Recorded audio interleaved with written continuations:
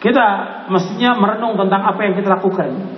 Pada setahun yang lalu, apa sih yang kita lakukan?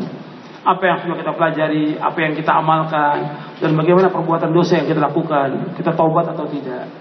Seorang muslim harus terus muhasabah. Muhasabah artinya menghitung dirinya tentang apa yang dilakukan dari hidupnya. Sebagaimana kata Umar bin Khattab radhiyallahu anhu, hasibu anfusakum qabla an tuhasabu. Hisab diri kalian sebelum kalian dihisab oleh Allah. Ada satu hadis dari Abu Barzah Al-Aslami radhiyallahu anhu. Ia berkata, setelah bersabda Rasulullah sallallahu alaihi wasallam, tidaklah bergeser kedua kaki seorang hamba nanti pada hari kiamat, melainkan Allah akan tanyakan tentang 4 pertanyaan.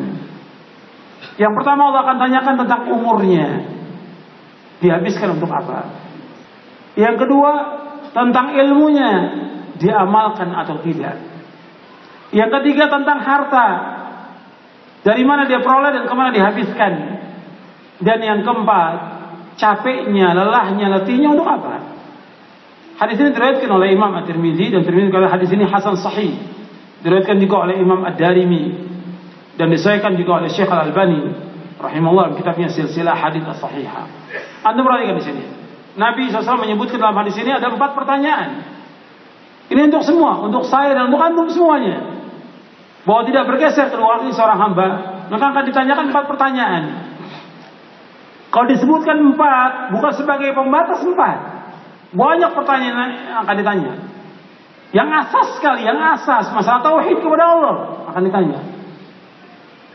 Yang kedua akan ditanya bagaimana kita mengikuti Rasulullah atau tidak. Itu yang asas sebelum pertanyaan-pertanyaan yang lain. Sebagaimana kata Imam Nuqayyim di dalam kitabnya, Allah akan tanyakan kepada manusia 2 perkara. Yang pertama, madza kuntum ta'budun? Yang kedua, wa madza ajabtumul mursalin?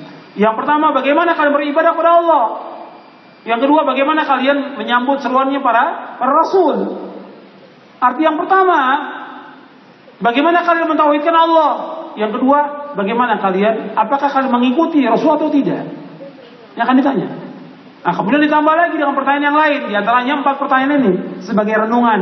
Yang pertama, umur kita. Antum coba, umur ini antum habiskan untuk apa? Jadi umur itu dihabiskan untuk apa? Coba, selama berapa tahun antum ini hidup,